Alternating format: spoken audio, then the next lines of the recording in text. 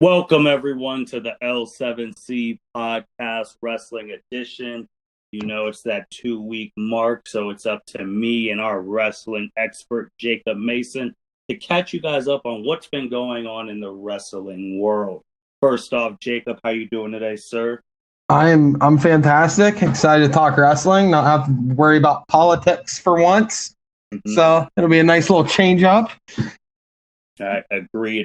At the time of recording right now, the election's still going on. So we're going to give you guys a safe space to just come on in, listen to us talk about some wrestling, some good, some bad, and some awful.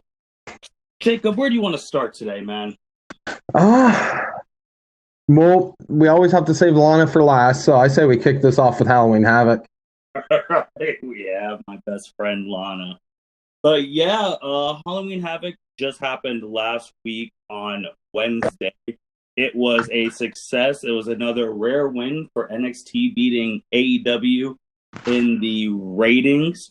There was a title change on there. Johnny Gargano winning the North American Championship. I did not see that happening because I thought on previous podcasts, if Johnny won, I thought Candice would win, but she did not win.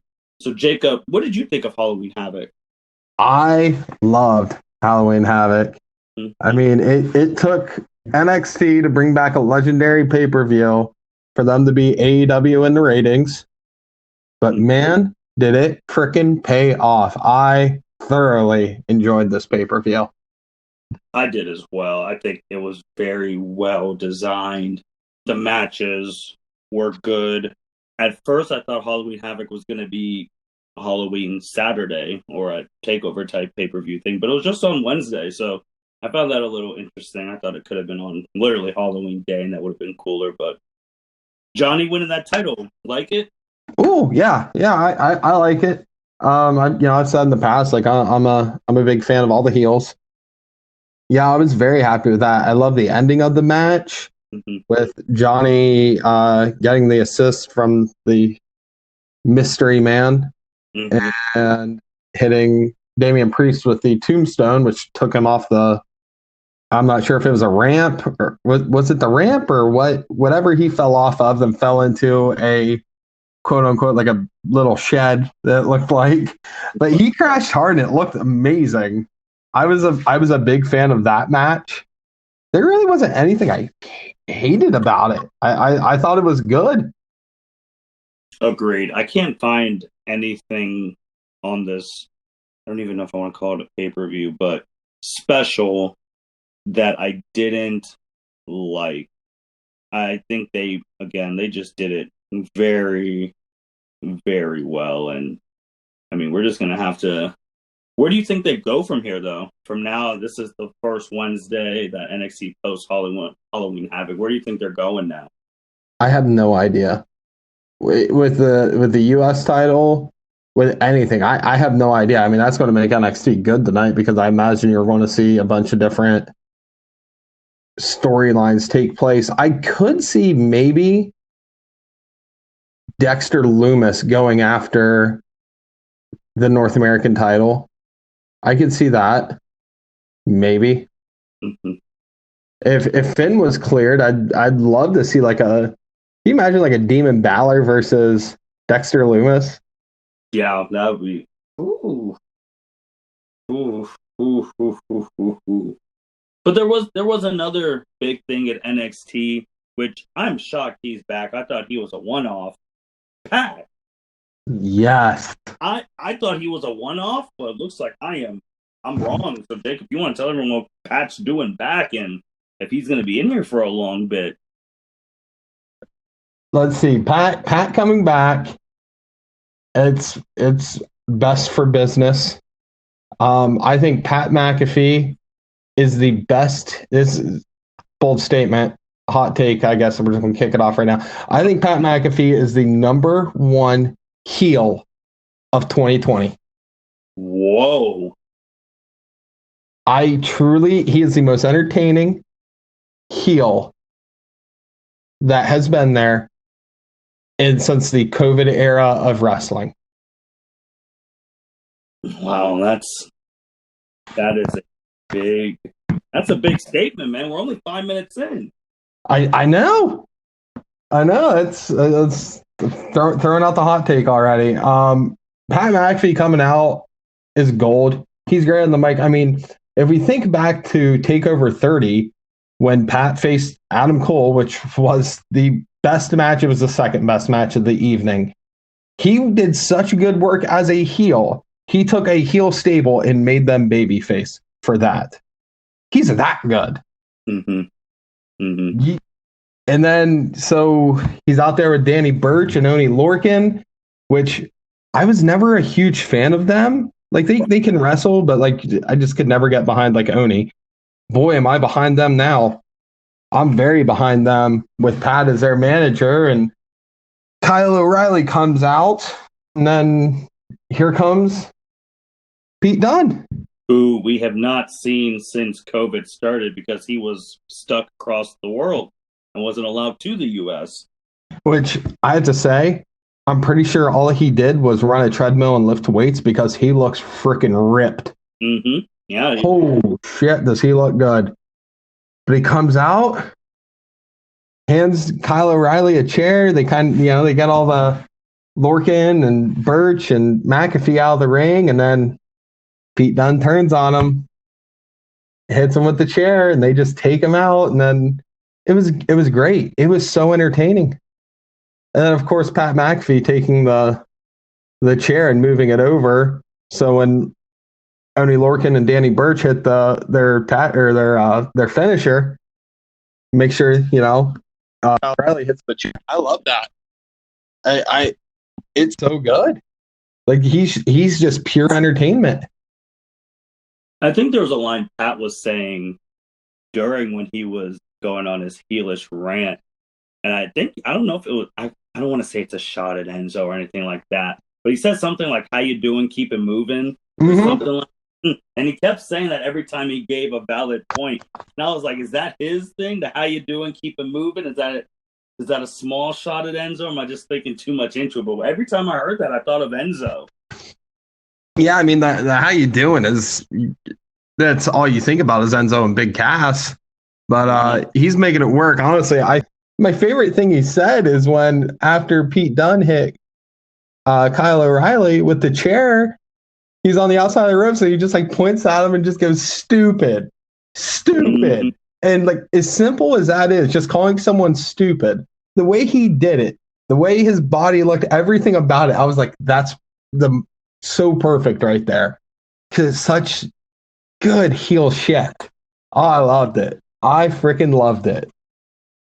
The way it's looking like it's going to be Pat's team versus Undisputed Era at War Games, if War Games is still happening. That'd be very good. I think that's where we're going, if it still continues like this. We're just going to have to wait and see tonight, since NXT will be airing an hour from now at time of recording. But I want to jump to the main roster. A couple weeks ago, a couple podcasts ago, I said the Rey Mysterio storyline needs to stop. They both got drafted to SmackDown, so they obviously didn't listen. And then WWE is really giving me the big finger because the storyline went to what we were afraid of last month in the whole Aaliyah Mysterio dropping the "Daddy, I love you" line and kissing Murphy in the middle of the ring. And when I tell you, I was so hot about seeing that, especially at that day. It was actually my birthday. So seeing that, trying to eat some birthday cake and almost barfing it out because I'm like, did this really just happen? This storyline's it's so bad that, ladies and gentlemen, when we at the end of the year have our top 10 best worst things about wrestling, I don't see anything that's not in the top. I can't see this not being in the top 3 because this is god awful terrible. And we think it's going to end. It should have ended at SummerSlam. Keeps going. What are we going to do next? Rey Mysterio's wife is going to be sleeping with Seth Rollins. Like, what are we doing here with this? It's terrible. I it's not even edgy. I don't even, like there's nothing like, oh man, like WWE did this. Like, no way. No, it's just crap. I can't get behind it. You can't get behind it. 99% of the people who watch wrestling can't get behind it. But what's so screwed up about it is everybody is talking about it. Yeah. Which is why this is still going, is because everyone is talking about, like, oh man, did you see Rey Mysterio's daughter made out with Buddy Murphy? Like, son of a bitch. It sucks. Even from a logical standpoint, I don't understand how you're kissing a guy who's literally hitting your dad and your brother with kendo sticks. Like, what are we doing here? So now you're just going to get disowned from the family. You're going to be walking around as Buddy's little slam piece until, you know how WWE just gets rid of storylines and make you think they never happened. Like, they're going to carry this into 2021, which, God, I hope they don't, because there's Steph and them deserve better. It just needs to end. I hope that we get to a point where you talked about Dominic retiring Ray and maybe at WrestleMania or something like that. Yeah. But the way this is going, it's looking like Aaliyah's going to retire both of them and whenever she finally gets in the ring. Is she going to get in the ring? It's like is that going to happen? I have no idea. I mean, the way WWE does it, she'll get in the ring, maybe hit Bray with the signature ball hit her own dad in the ball so Freddie Murphy can get a win. Something stupid like that. It's just terrible. And I know there's wrestlers who don't even like this storyline. Like, why are we doing this? Why is this a segment in time? It's just so god awful. Yeah, not good. Not good shit. I don't know what they're doing. I'm not sure if this is just a time filler. Like, hey, we're building to something bigger. Like when you think back to when Daniel Bryan had his big run, and in the middle of it, he got stuck in with the Wyatt family, which was just a time killer rivalry segment thing, that went on for 2 months. The problem is this has went on for, God, how many months has this storyline been going on? Oh, so SummerSlam was August. So it was going on well before SummerSlam. You can almost say COVID era since starting, probably March till now. Yeah, we just want it to end. It's trash. It's not good, and we're going to get to a point too that we talk about everything in wrestling, so we try and cover everything, and this is a big deal in wrestling. But if it keeps getting more and more trash, we might have to ban it. It's banned until something happens that someone falls off a cliff. I'm okay with that. I'm very okay with that. Yeah, it's bad. But let's go to the red brand. Randy Orton, 14-time champ, and yes, he won the title at Hell in a Cell. We didn't even hit that. He did win. And another thing that I know has Jacob really revved up now is Otis does not have the briefcase anymore. It's bullshit. He at Hell in a Cell to The Miz with Tucker providing the betrayal, which none of us saw coming. So now we have The Miz, who's Money in the Bank on Raw. Randy Orton, obviously the champ on Raw. Drew McIntyre, the former champ, who's entitled to his rematch. And now we have The Fiend, Bray Wyatt, and Alexa Bliss. Because now I think you just got to say The Fiend and Alexa because they're really on this, tagged them together. And if you do remember, Bray Wyatt has been having his revenge tour, getting wins back from people he shouldn't have lost to. When he was just Bray Wyatt, he got the whole world in his hands, Bray Wyatt. So now he wants his revenge on Randy Orton because if you remember WrestleMania 34, that build up when Randy Orton was in the Wyatt family, then he literally blew up their house, burned it to the ground, and was in that awful WrestleMania 34 match with Bray. With I don't even remember what they called that. House of Horrors match. House of Horrors match, and they were changing what was on the ring. That was god awful bad, just because the graphics were terrible, and Randy beat him for the title. So we got potentially 3 people coming at Randy Orton. So what do we do with this, Jacob? Who gets the first rematch? Is it something we just throw them all at TLC, or one of them gets them at the Rumble? Does Miz actually cash in? So if I'm fantasy booking this, I'm going to have Drew McIntyre get the first match with Randy. And I wouldn't have him win. Now, I predicted a few podcasts ago that I think Randy is going to face Edge at Mania. Correct. Yes, you do. I still think that's going to happen. The question is, does he do it for the title or not? Because does Edge want to come back and do a full-time run with the title, or does he pull a Brock Lesnar and just show up once a month? I don't know. But I do know I love the Fiend in this storyline. I think him and Alexa, I think what they're doing is great. I see, for those who do not know, I've been a cult follower of Bray Wyatt since he first came out in NXT with the whole follow the buzzards gimmick. I loved it. I still love it. This with the Fiend and Alexa, oh, this is money. This is my favorite thing about Raw. Everything else I'm not a fan of.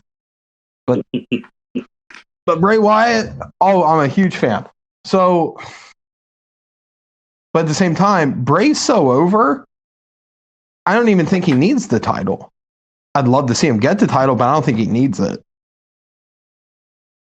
There's a lot of ways this can go. I know you shared to me Survivor Series this year is the same date, same arena, 10 years apart from when The Miz cashed in on Randy Orton. That's right. The same place, same day, and history may repeat itself.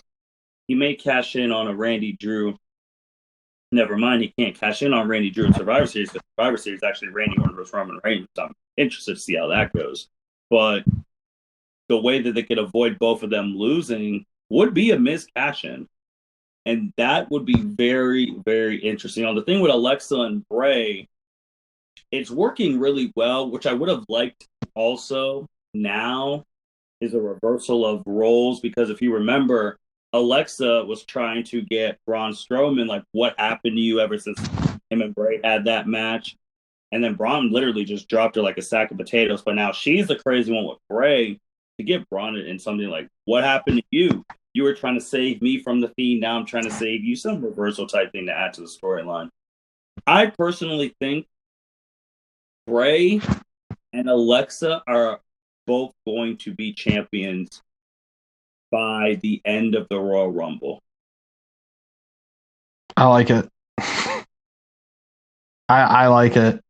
Now, also, do we get, because, Charlotte's going to be coming back soon. Correct. Mm-hmm. When Charlotte comes back, they're going to throw the title on her, because that's just what they do. Yep. Do they give Charlotte the title, and then do we get like a Fiend cult Alexa Bliss? Like, I almost want to call her broken, but that's not correct. Do we get that type of Alexa Bliss versus Charlotte at Mania? Because that'd be a good match. It would be. It's funny too, because Alexa Bliss recently said in an interview the only thing she wants left to accomplish wise in WWE is to main event a WrestleMania. And I was talking to some of my other friends, and Alexa Bliss is really good. She's a good worker. She's a better talker. But she's not main eventing any WrestleMania unless it involves one of the 4 horsewomen or Asuka. That's just facts.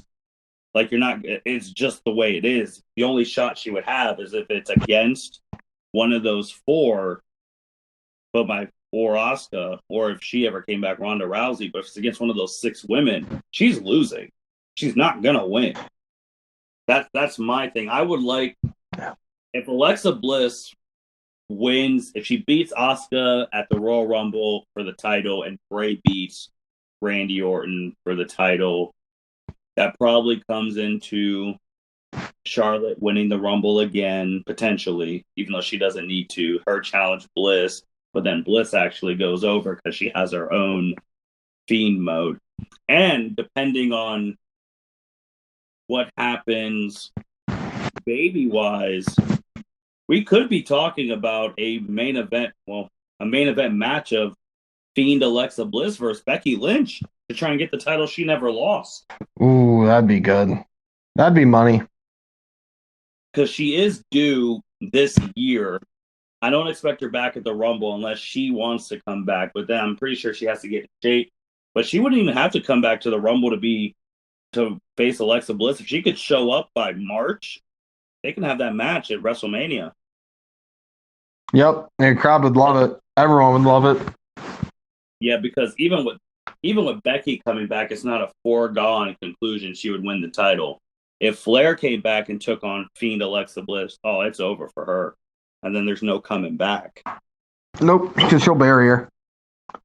And then Fiend Bray Wyatt with the title going into Mania, that's money. You have a lot of different options you could do on Raw who would be able to do that. And another option, you brought up Edge and Randy Orton, and I agree that it's going to happen in Mania.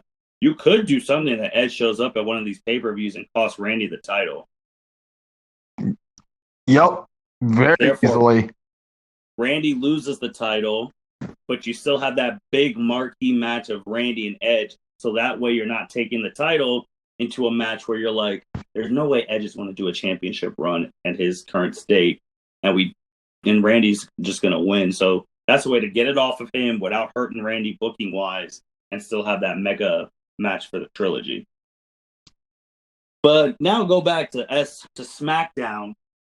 The Tribal Chief, Roman Reigns, maintained at Hell in a Cell. It was the first match of Hell in a Cell. It was actually a really good match. Jey Uso showed a lot of things that he could do single competitor-wise. It was an I Quit Hell in a Cell match. The way Roman got Jey to quit, Jimmy came out, he just beat the dog shit out of him. And then Jey said, I quit to help his brother. And I know you're not the biggest fan of Roman, and me, I've had a lot of issues with him. But right now, this Tribal Chief stuff is, a lot of fans are really liking it, where they're going with this storyline. I never thought I'd ever say these words. I'm a fan. Mm-hmm. I am a fan, and I am the biggest Roman hater possible out there, I feel like.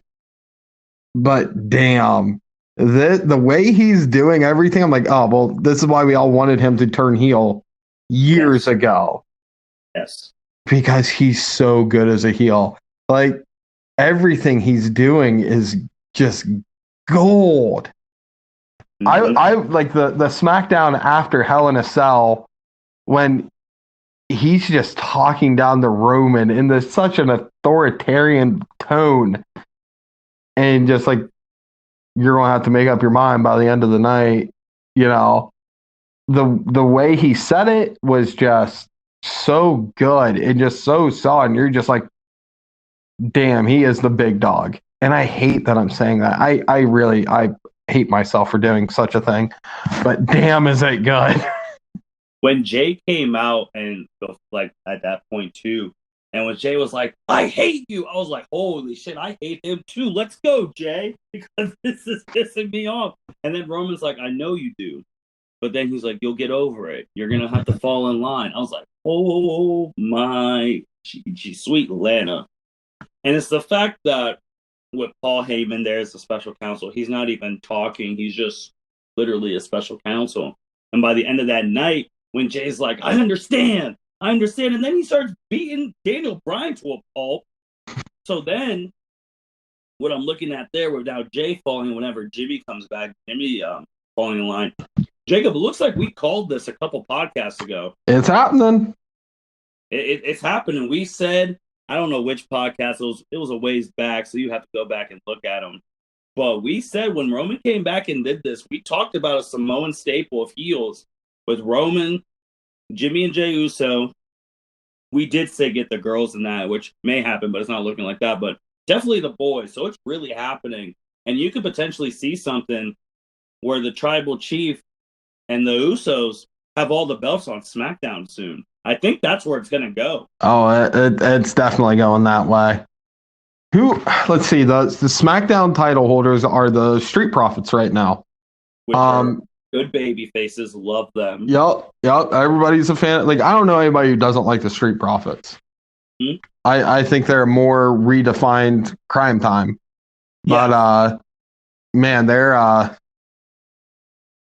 going to take the titles off them. It's going to the Usos, and you're going to just have the Samoan bloodline, the Samoan SWAT team. It's happening. It's going to be great, and everybody's going to enjoy it, except the kids, which I'm fine with. I do not care about the kids. I mean, we called this first before anyone else, so it all depends on when Jimmy gets back. He'll probably come back and say, "Jay, what happened to you?" Jay will say, "I saw the light. I understand." I mean, shoot, at the Hell in a Cell, they had both their freaking dads out there putting the thing over Roman like, yep, this is it. So sooner or later, I mean, I came to a point at Hell in a Cell where I tweeted The Rock. I was like, "So you going to come get your cousin? He's out of line." So and that's going to be Mania. And you know what? I said it before, like I'm going to hate it, whatever, but it'll make money. I might end up even liking it. Like, seriously, if they're going to do this angle with the way Roman's going, like, I'll probably enjoy it, which, once again, I hate myself for saying such things. I don't like it. I mean, it's everyone fall in line. I mean, it's just the fact I know you just don't like him because he has been the pain of anyone you've liked existence. Braun Strowman, one Spirit lose title. Bray Wyatt, one Spirit lose title. So he's just taking out anyone you've ever liked. Pretty much. Yeah, pretty much. But sooner or later, now with him being a heel, someone's going to come for him. We don't know who. I'm falling in line, quote unquote. Everybody's falling in line. To the tribal chief. Next pay-per-view WWE has is Survivor Series. It's one of the big 4 pay-per-views. It's when SmackDown goes against Raw. We have Randy Orton versus Roman Reigns. We have Bobby Lashley versus Sami Zayn. We have New Day versus Crime Time. They're getting the 5-on-5 teams set up. We talked about it 2 podcasts ago that they needed to have NXT in the Survivor Series again, because last year, the first year they were in, was probably one of the best Survivor Series I've seen in recent memory. Yep. And this year, they don't have NXT. Jacob, what are they thinking not having NXT at Survivor Series? I don't know. I think they just like to piss me off. I think that's the simplest answer. Like, oh, hey, like, what's Jake Mason wanna? What does he want? Let's do the opposite. Yeah, why, guys? But I don't know why they're not having NXT. Now, I did read, like, on the dirt sheets or whatnot, that Vince McMahon officially, like, does not want NXT to be recognized as a third brand. They want NXT to be the developmental brand again. So I'm not sure if that's why. I'm not sure if it's because they're trying to keep people separated from COVID or what the situation is.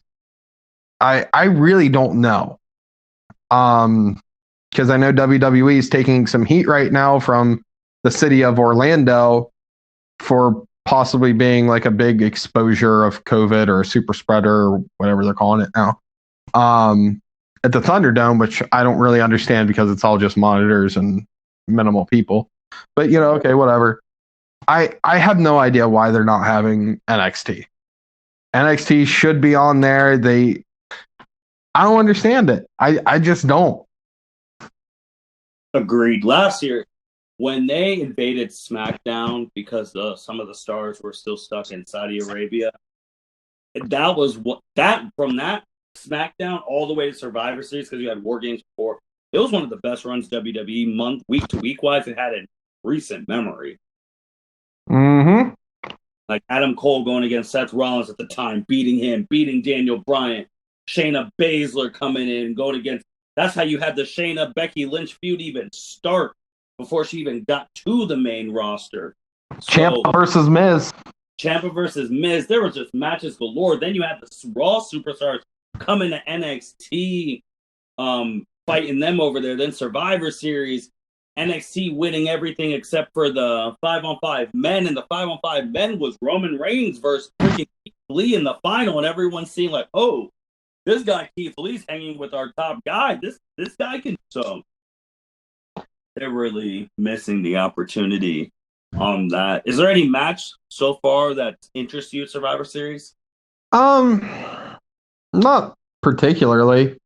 I'd say like honestly, like what's a huge disappointment to me, other than NXT not being part of Survivor Series, is the fact we're not getting Retribution versus the Hurt Business with Lana. I'm really upset about that. I am okay with that. I am perfectly fine that we did say a couple times that potentially might happen, and God said, nope, we cannot have that because you guys have already been through enough with those people. So I'm glad. So you better be happy WWE listens to this podcast and they hear what I want and they just don't do it. So I'm pretty sure I'm the reason they're not doing it, Martin. So you're welcome, buddy.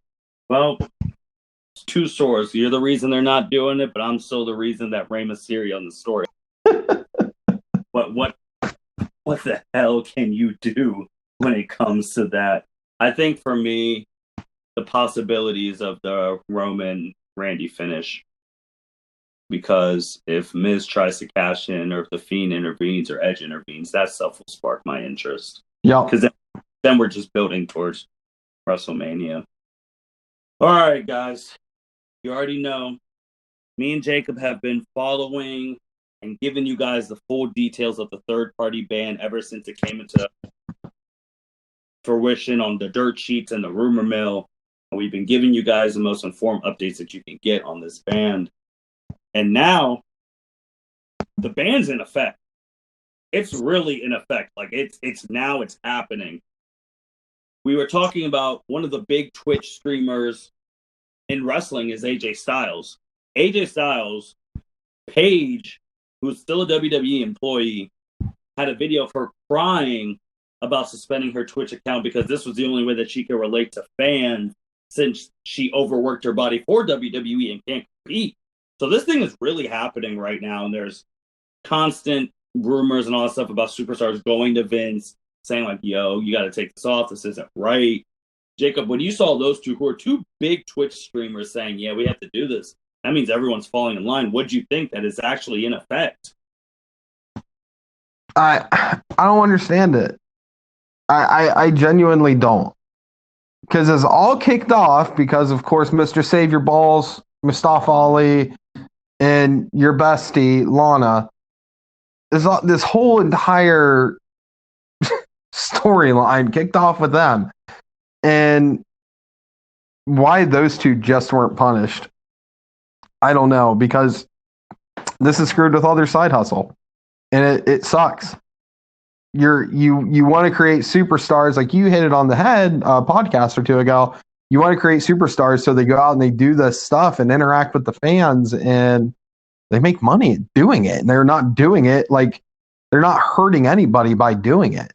They're just playing video games and talking wrestling, and everybody likes it. Mm-hmm. So I still don't understand why they did it. They could have just made like a set of rules, like, hey, don't talk about this, or, hey, watch doing this. Like, hey, don't, show off your assets, Lana. And hey, Mustafa, please don't, Mr. Save Your Balls. Don't save your balls in the middle of catering at a WWE event. Like, come on. Like, I don't get it. I felt so bad, though, for Paige. When I watched a video and, like, somebody transcribed it, it's all over the internet now. And it's just sad because Paige doesn't wrestle. She's not a manager anymore. She's not shit. She's just a person. Because I got asked by, Hannah and a couple friends, like, oh, hey, like, what do you think? I'm like, what would you do if you're Paige? I'm like, I'd sit there, I'd collect that paycheck, and then once my contract's up, I'd be gone. Like, you know what? Screw it. If they're not going to use you, but they're still going to pay you, sweet. I'll take the money, and then afterwards, I'll go to AEW. I'll go to Ring of Honor. I'll go to New Japan. I'll go to TNA. I'll go wherever the wind blows me. You know, I felt so bad for Paige because that is the only way she's interacting with her fans, and she's not hurting anybody. She's not doing anything wrong. Like, yes, Paige has had her shit in the past, but what has Paige done recently? Paige hasn't done anything wrong. Yeah, no, I agree with Paige. I think Paige was the thing that I was just like, wow, this really does stink. Because Paige stuff in the past, which I've been hard on Paige, I think she was probably my first Lana before Lana. But Paige is a significantly better wrestler, more accomplished than Lana. But she was making really stupid personal decisions that were affecting her money in wrestling, a la the on again, off again relationship with Alberto Del Rio, which had alleged domestic violence and things like that. Obviously, the leaked sex tape with Xavier Woods, things of that nature that she has had, and obviously talking about Charlotte's dead brother who committed suicide, bringing that into a storyline where she should have just said, no, I'm not doing this. But she's right. It's the only way she can connect with fans. She's not on TV every week. She's not going to, well, no one's going to signings right now. And the fact that they're taking it away because of a couple people's mistake is terrible. I don't know when potentially they look into legal lawyers, legal ramifications of that. Or I really just think that with Vince, I don't know who's talking to him superstar wise. I don't know if these people can get Triple H or Stephanie or anyone of that high stature to talk to Vince on their behalf. I think that's the next step. I also think that if you get the big guns, you get a Taker to talk on their behalf, you get an Austin. There's no way in hell this would have been going on if Dwayne was in the company. No way.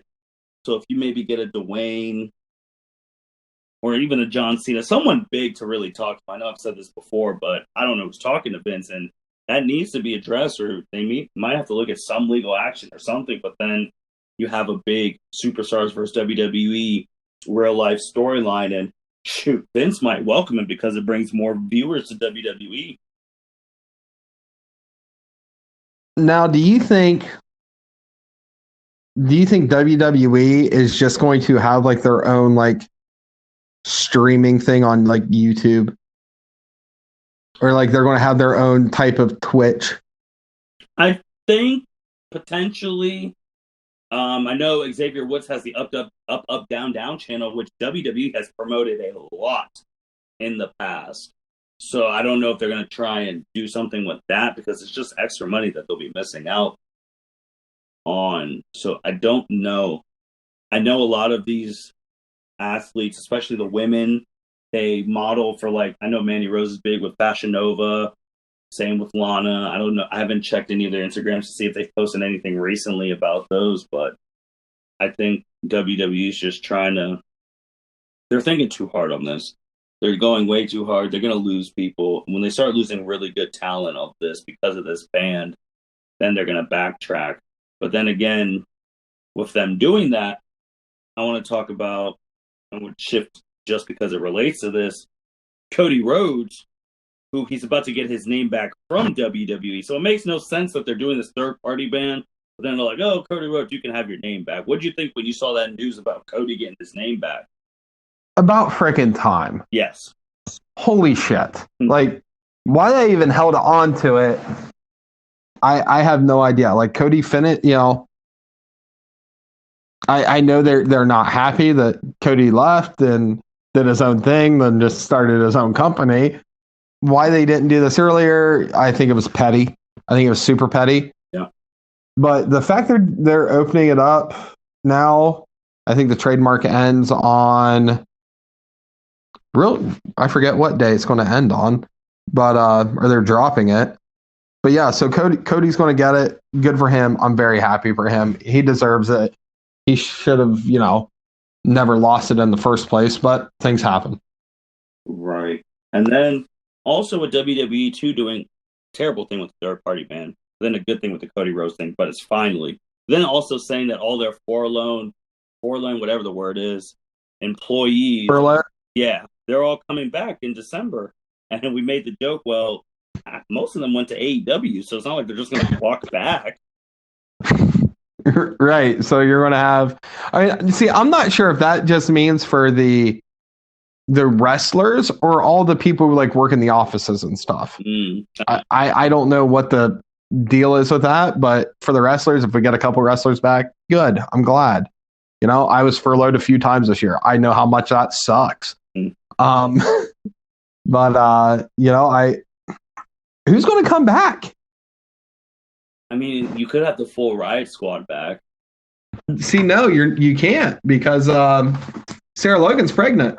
Yeah, that's true. And she's hanging out up in Northern Ohio, just hanging out doing her own YouTube thing now on, was it Free and Wild TV that her and her husband do together. Yeah, that's true. So I don't even think she wants to come back. I think she's just happy the way she is. Yeah, I don't know. We're going to have to wait and see on that. And then just the third-party band, just to go back, it's such a big thing because I don't know who's in these wrestlers' corners and who are their confidants, but then you have some real idiots out there. Example, Zelina Vega. This third-party band, Paige is out here crying her eyes out about having to shut down her Twitch because of this third-party band. But Zelina Vega is opened up an OnlyFans account, which is a lot worse than Twitch, trying to sell $100 pictures or whatever. What the hell is she thinking? Well, we were both wrong because if you remember, you asked the question. You're like, who opens up a OnlyFans first? And I said Lana. This is going to be Lana, no doubt. It's Lana. Sure shit, it's Zelina Vega. Didn't see that one coming. But yeah, so she's selling $100 body paint pics. So, if she had to have cleared it with WWE? No, there's no other way. No. She had to.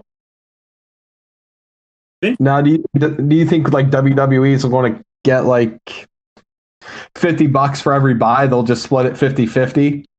If she went to Vince McMahon's old near 80, whatever how old he is, and said, I'm opening up an OnlyFans, and he's like, well, what's that? And then she has to sit there and explain to him, and they approve that, and they're getting a piece of that. And honestly, then you don't have to post pictures on OnlyFans. You can do whatever you want. Everyone should just go put their content on OnlyFans if Vince is letting that happen. Yeah, it's strange. I'm sure WWE is getting a cut. I have no doubt in my mind. They have to. Well, because they'd already have this shut down by now if they didn't. Well, we'll know if they approve this or not, or they're just finding out the way we did, because Zelina Vega and Aleister Black will become jobbers for the rest of the year if this is true. So, before we get to my special friend, let's hit up some AEW. Jacob, what's going on in AEW right now? All right, so AEW, let's see. We're all getting set up for Full Gear. Okay. That's the pay-per-view coming up. So we have, let's see, what is happening in Full Gear? Well, we're going to have Eddie Kingston versus Jon Moxley in an I Quit match, which the build to this has been very good. It has like a really personal like feel to it. They're selling the storyline just great. So that's going to be good. Jon Moxley has really become a leader at AEW. Like, I didn't see Dean Ambrose being that type of leader in WWE, but I guess he never had the shot. But he's become a real leader over there. Yeah, and Eddie Kingston, I love seeing him like on TV. I think that is awesome. I think he's a great wrestler. He was asked about, being a coach at NXT before.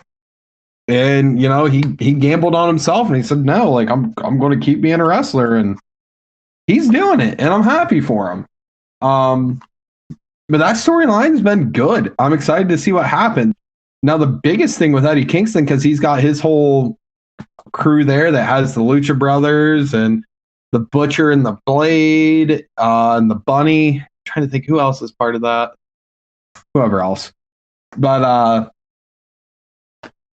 Pac is coming back tonight. Yeah, that's big. On AEW. So the big question is, before I'm not sure exactly what happened, but I'm pretty 99% sure it's just the COVID stuff. But so Pac hasn't been on TV in months. And before he left, just abruptly, him and the Lucha Brothers formed their crew called Death Triangle. I believe it was Death Triangle. And they were just killing it.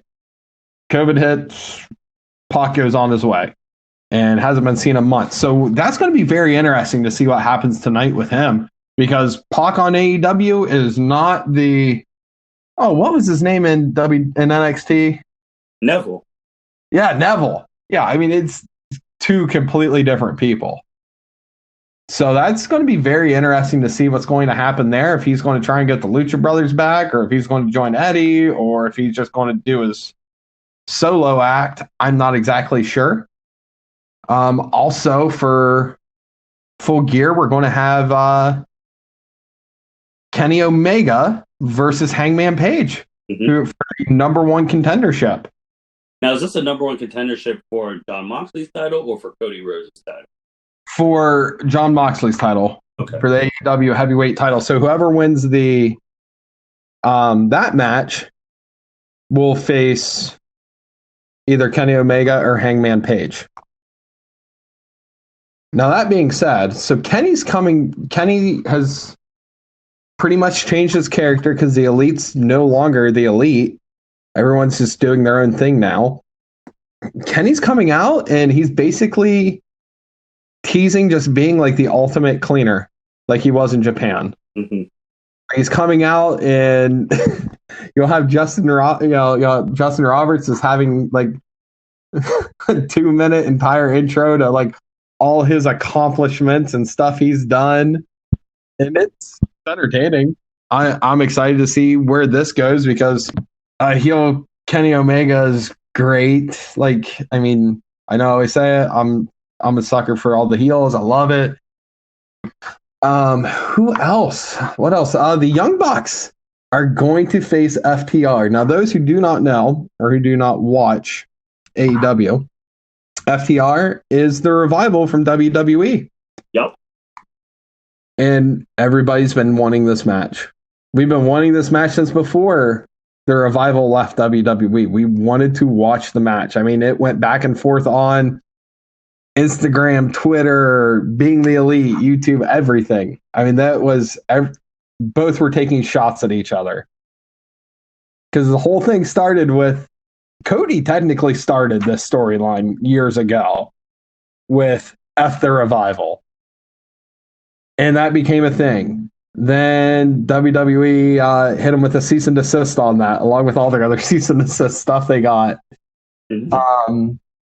So that's we're finally getting the match. We're going to get the Bucks versus FTR for the tag team titles, and it's going to be great. Honestly, that match, I bet that match could headline the pay-per-view. Oh, absolutely.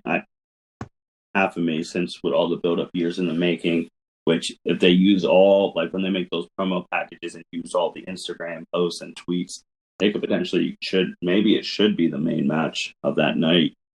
And it's going to be something really, really good. AEW is doing some real good stuff over there. And we say time and time again, if they can only get that women's division and they can only better that up, it'd be top to bottom the best promotion in the world.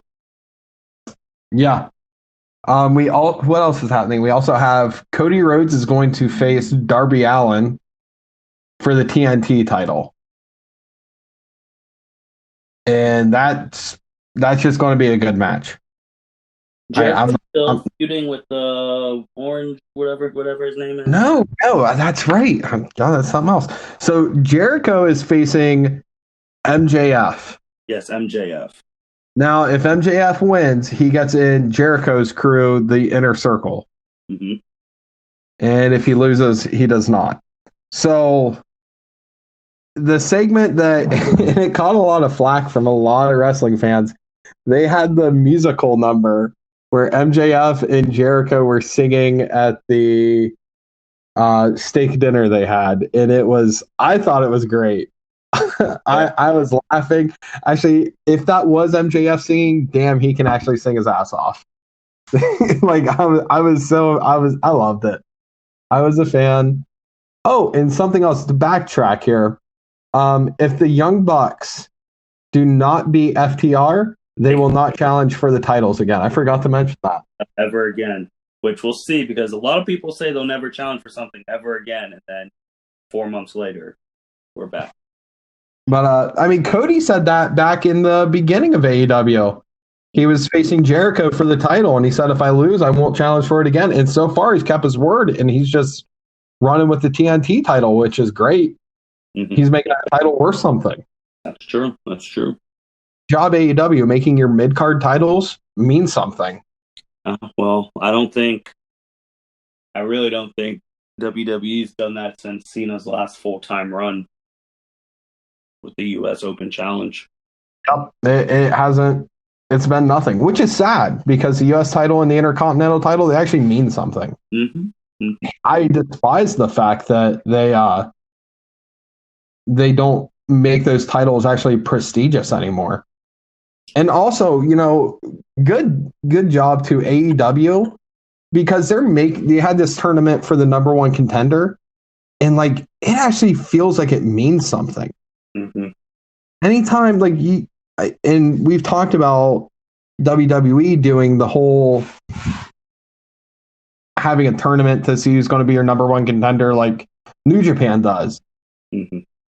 But why on earth? Like, why can't WWE have like a number one contendership match of something that actually means anything? Right. No, I agree. Number one contender matches come few and hard in between that they mean a lot. I'm trying to think. Recent memory makes me go all the way back. If you remember that legendary number one contender title match in Dallas American Airlines Arena, Cena and Punk, where they went into overtime and Punk actually pile drivered Cena. That's the last real big number one contender match, which was on Raw. It was on live TV, and they went over the time. They went 30 plus minutes on Raw. And those are the type of matches I think you mean. Like, okay, they're really going at it because they really want to go at the champion. Those are the type of matches you want to see. But neither here nor there. When is the pay-per-view, Jacob? Oh God, give me a second here. I'll have to double check. I'll tell you one wrong. It will be on November 7th, so it's this weekend. This weekend, that's right. Well, we're going to have to keep our eyes on that and see what goes from there. But we've come to the end of the podcast, and there's one person we still haven't talked about, which now we savor to the end. Yes! And it is, I wish we had some bells and whistles for this. It is Lana time. Ding, ding, ding, ding, ding, ding, ding.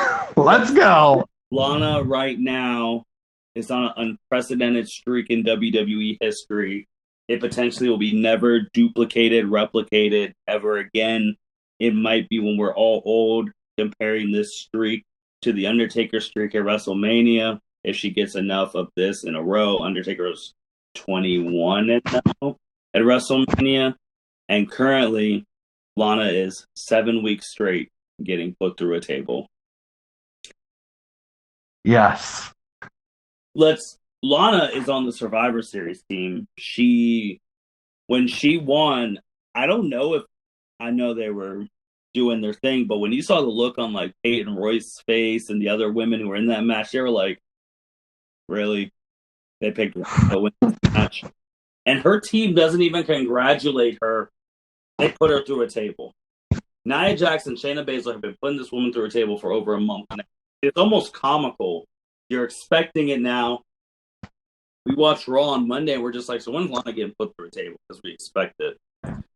She has been the catalyst. We've already talked about the third-party ban, and she still has a job.